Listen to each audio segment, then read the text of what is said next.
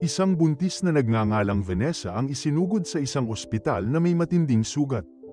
Ang mga doktor ay nagsisikap na iligtas ang kanyang buhay, ngunit siya ay biglang nanganak. Pagkatapos ng masakit na panganganak, nanganak siya ng isang sanggol na lalaki, ngunit hindi nakaligtas si Vanessa. Ang pagsubok at pumanaw pagkatapos.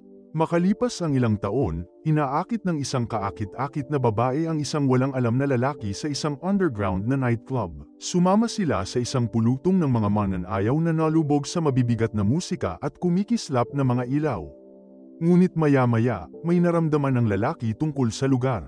Biglang tumama sa mukha niya ang mga patak ng pulang likido. Tumingala siya at nakitang nagsasaboy ng dugo ang sprinkler system sa buong club at na ang mga tao sa paligid niya ay nagsimulang magbago, na nagpapakita ng kanilang sarili bilang mga vampira. Sinubukan ng lalaki na gumapang palayo, ngunit huminto siya nang mapansin niya ang isang pares ng bota na nakatayo sa harapan. Sa kanya, natahimik ang buong club. Isang lalaking nagngangalang Blade, na kilala sa mga vampira bilang Daywalker, ang pumasok sa gitna ng anggulo. Sa pamamagitan ng mga dalubhasang kasanayan sa martial arts at mga high-tech na armas, sinimulan niyang patayin ang mga vampira ng walang awa.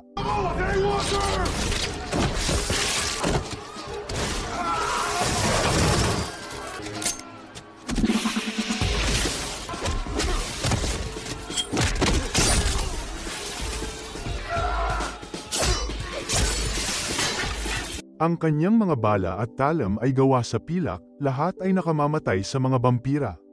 Habang tinatanggal ang 12-dosenang mga ito, hinarap ni Blade ang seguridad ng club sa pangunguna ni isang vampirang nagngangalang Queen. Lumipat si Blade sa kanyang espada at mga dalubhasang gadget na mabilis na tinatanggal ang maraming umaatake. Nang sa wakas ay maabot niya si Queen, inipit siya ni Blade sa dingding gamit ang mga pusta, sinunog siya, at nag-iiwan ng mensahe para sa isang vampirang nagngangalang Frost. Habang papalapit ang mga sirena ng pulis, nakatakas si Blade, na iwan ng isang pinaso na Queen at isang na trauma.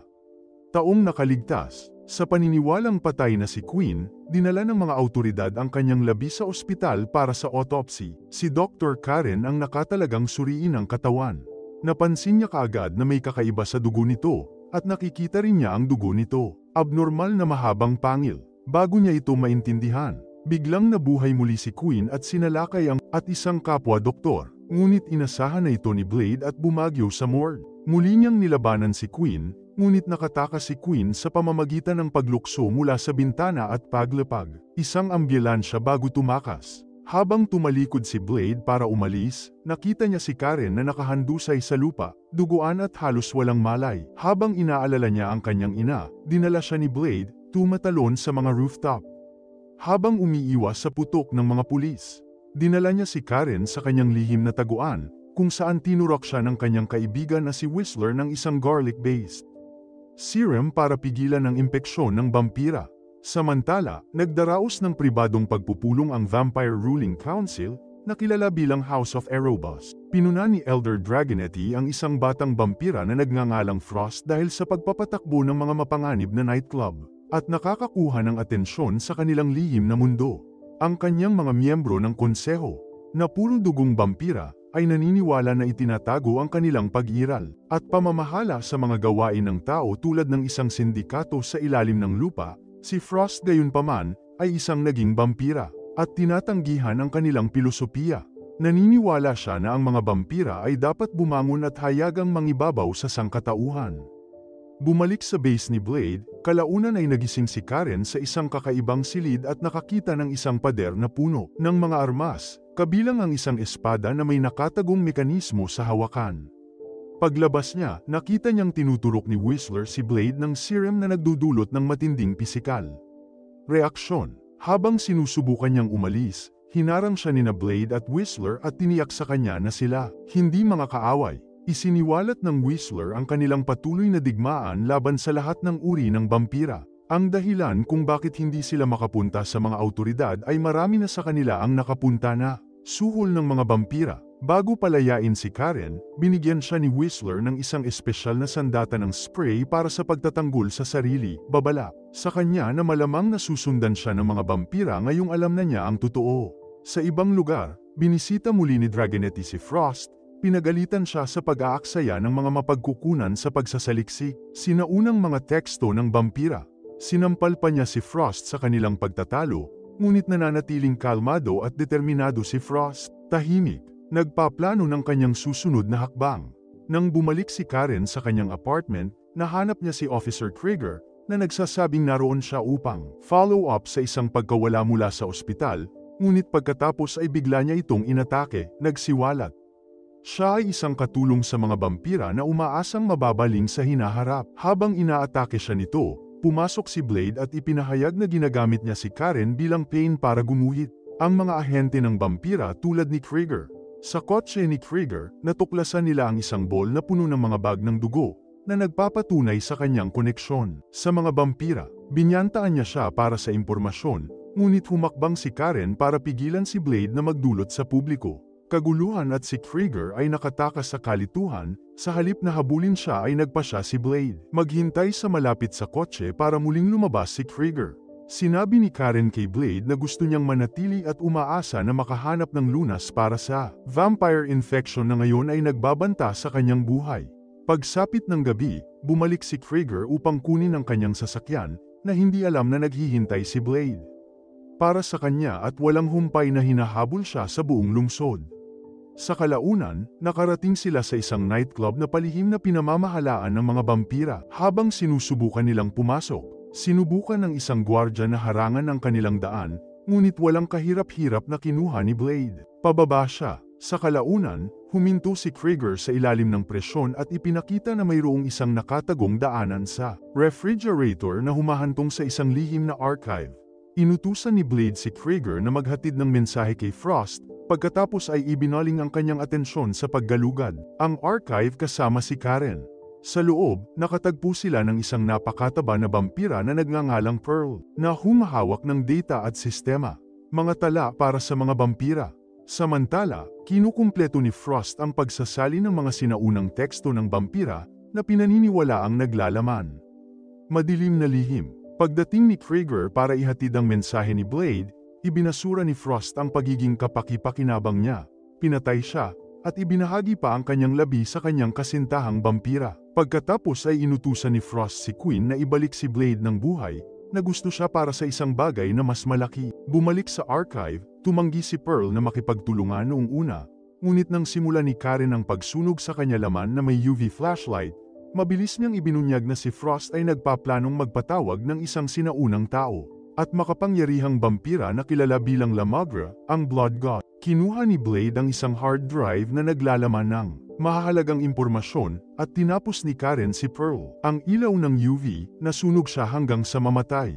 Lumipat sila ng mas malalim sa archive kung saan gumagamit si Blade ng espesyal na pampasabog na gel upang sumabog. Buksan ang isang nakalock na pinto. Sa likod nito ay matatagpuan ang Vampire Bible, isang sagradong sinaunang teksto. Bigla silang nakarinig ng mahinang tunog. Si Blade ay nag-imbestiga at nakahanap ng isang takot na batang babae na nakayuko sa malapit. Ngunit habang papalapit siya ay naging isang vampira at marahas siyang inatake. Si Queen at ang isang grupo ng mga gwardya ay pumasok na humantong sa isa pang matinding labanan. Kinuha ng isa sa mga vampira ang espada ni Blade, ngunit nag-activate ang nakatagong bitag sa hawakan at hiniwa ang kanyang kamay. Sa sandaling yun, isiniwalat ni Blade na nakasuot siya ng nakatagong earpiece at sa sandaling magsenyas siya. Sumabog ang digmaan sa tabi niya at dumating si Whistler. Sa tulong ni Whistler, mahigpit na lumaban ang grupo at tuluyang nakatakas sa isang tunnel. Tulad ng isang bombang na iwan na sumasabog na naglalabas ng ilang vampira. Ang tunnel ay humahantong sa kanila sa mga riles ng subway. Habang mas maraming vampira ang humahabol, sinunggaban ni Blade si Karen at ang dalawa ay tumalon papunta sa umaandar na tren. Para makalayo, mabilis na tinurak ni Blade ang sarili ng kanyang anti-vampire serum at nagsimulang magtanong si Karen kung si Blade ay vampira talaga. Bumalik sa hideout, ipinaliwanag ni Whistler ang backstory ni Blade kay Karen. Nakagat ang nanay ni Blade habang buntis ito. Namatay siya sa panganganak at naiwan si Blade na lumaki na mag-isa, na nag-aalaga sa kanyang sarili sa mga lansangan. Nang matagpuan siya ni Whistler, muntik niyang mapatay si Blade, sa paniniwalang isa lang siyang vampira. Ngunit nang mapagtanto niyang si Blade ay isang hybrid, isang daywalker, kinuha niya ito at sinanay siya. Ang Blade ay nagtataglay ng mga kakayahan ng vampira tulad ng pinahusay na lakas at mabilis na paggaling, ngunit hindi tulad ng iba. Kaya niyang mabuhay sa sikat ng araw at pinipigilan ng serum na ini-inject niya ang kanyang bloodlust. Pagkatapos ay ginamit ni Karen ang pananaliksik ni Whistler upang bumuo ng permanenteng lunas para sa vampirism gamit ang blades. Serum bilang base. Naging matagumpay ang kanyang paunang pagsusuri na naging sanhi ng pagsabog ng dugo ng vampira kapag nadikit. Kumukuha siya ng sample ng dugo mula kay Blade at lumabas siya para kumuha ng mas maraming supply. Pagkatapos ng ilang pagsubok, matagumpay na nakagawa si Karen ng isang gumaganang lunas at na-inject ang sarili nito. Noon lang, nilusob ni Frost at ng kanyang mga tauhan ang gusali, brutal na binugbog si Whistler at kinidnap si Karen. Pagbalik ni Blade, nalaman niyang hinalughog ang lugar at malubhang nasugatan si Whistler. Sa kanyang namamatay na hininga, ipinahayag ni Whistler na na-access niya ang hard drive at natuklasan ang sa Frosts. Planong magsagawa ng isang ritual na nangangailangan ng dugo ng isang Daywalker, isang tulad ni Blade. Hindi gustong maging vampira, humiling si Whistler ng isang maawang wakas. Sa paggalang sa kagustuhan ng kanyang tagapagturo, binigyan siya ni Blade ng baril upang wakasan ang kanyang pagdurusa.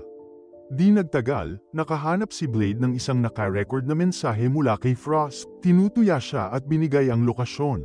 Kung saan nakakulong si Karen, na pinalakas ng galit, si Blade ay nag-armas ng mga pilak na sandata at ang pasabog na bagong serum bago umalis para harapin si Frost. Pagdating sa punong tanggapan ni Frost sakay ng isang motorsiklo, si Blade ay sumabog sa pasukan, at ipinapadala ang bawat bantay sa mas mababang antas, ng may kalkuladong katumpakan. Sa itaas na palapag, nakipag-away siya sa dalawang vampira na sinanay sa martial art. Pagkatapos ng trade blows, tinuturok niya ang mga ito ng serum, na naging sanhi ng marahas na pagsabog nito. Nang tuluyang marating ni Blade ang panloob na silid ni Frost, natigilan siya nang makitang buhay ang kanyang ina. Siya ay naging vampira sa ilang sandali pagkatapos manganak. Si Frost ang kumagit sa kanya at ngayon ay siya na ang manliligaw ni Frost. Ang emosyonal na pagkabigla na ito ay nakakagambala kay Blade ng matagal upang tambangan at talunin ang mga tanod ni Frost. Wala siyang malay. Parehong dinala sina Blade at Karen sa templo ng walang hanggang gabi. Ang talam, ng hina na pinagkaaitan ng swero, ay hindi kayang lumaban. Tinutuya siya ni Frost sa pamamagitan ng paghagis ng kanyang serum vial sa malalim na hukay. Pagkatapos ay kinuha niya si Blade upang maghanda para sa ritual. Inihagis si Karen sa isang silid kung saan natagpuan niya ang kanyang dating katrabaho, na ngayon ay naging walang isip, vampira dahil sa matinding bloodlust. Habang inihahanda ang ritual, pinigilan si Blade sa isang mekanikal na aparato na dinisenyo, partikular para sa seremonya. Ang kanyang ina ay sumandal sa nakakagambalang malapit at sinabi sa kanya na tanggapin ang katotohanan, na siya nga, hindi na ang ina ang naaalala niya. Pagkatapos ay isinara ng makina si Blade at sinimulang kunin ang kanyang dugo para sa madilim na ritual. Samantala, inaayos ni Frost ang mga miyembro ng Vampire Council sa isang bilog. Habang tumutulo ang dugo ni Blade sa Council at kay Frost, isang kidlat ang bumagsak. Sa templo, agad na pinatay ng pagsabog ang buong konseho at ang kanilang kolektibong kapangyarihan ay lumipat sa Frost, na ginawa siyang Lamagra, ang pinakamataas na Diyos ng vampira.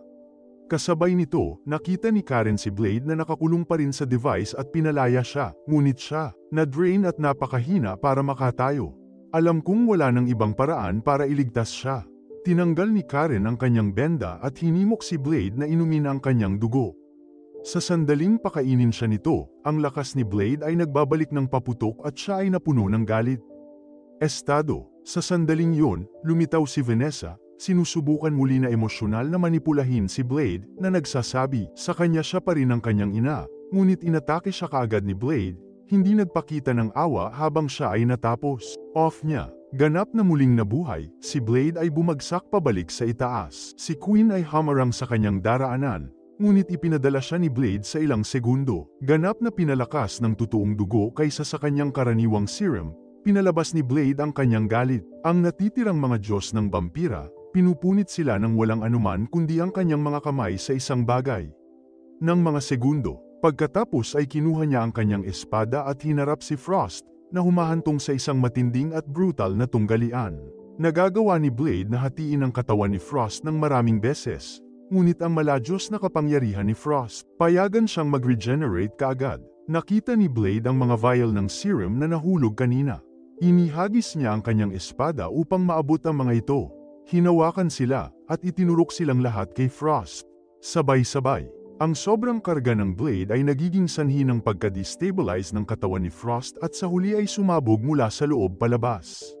Nang matapos ang labanan, nakatakas sina Blade at Karen sa gumuhong templo. Inialok ni Karen kay Blade ang lunas na ginawa niya upang maalis ang kanyang mga katangiang vampira.